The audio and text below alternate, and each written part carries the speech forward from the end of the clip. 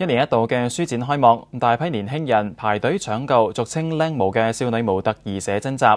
有少女模特兒唔理會貿發局嘅禁令到場宣傳，令到場面一度混亂。周月祥報導。書展9點開幕，近8個影迷同歌迷一馬當先，衝到偶像嘅攤位等買寫真集。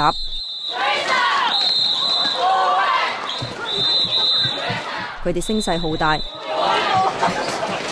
好多都係中學生，專程嚟到，計劃使幾百蚊買書又買相，仲想同偶像見下面。有人排頭位就為咗呢本心頭好。你泳衣都係咁着啦，3點式係啦，即係用一個藝術角度去睇咯，動作啊，迷人嘅動作啊，令到人哋開心啦，係話扮刷牙啦，係啦，即係扮佢坐姿啊，動作行啊，企嘅樣咯。雖然主辦單位今年禁止靚模到場搞簽名會，但仍然有靚模到場催谷銷量。攤位細細，佢哋都一於少理，一字排開，同支持者近距離接觸。人群開始擠逼，保安要捉起人牆，讓翻條路出嚟俾人行。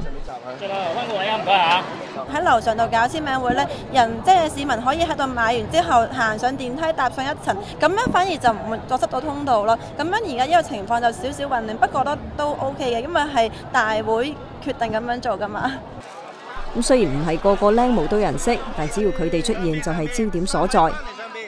由於啲靚無所到之處都吸引咗大批嘅記者拍攝，咁令到唔少好奇嘅市民都停低圍觀，令到包圍嘅人群呢一重又一重，幾乎係塞晒成條通道。參展商同行書展嘅人都怨聲載道。咁其實咁多人行嚟呢度嘅時候，咁但係佢哋又唔嚟呢度幫襯呢，又阻住條路呢。咁其實令到本身係想買我哋雜誌嘅人係即係走晒咯，嚇走晒咯。嗰啲靚模佢哋全部都係sell 呢個身材啊，即係啲書全部都係冇教育意義啊。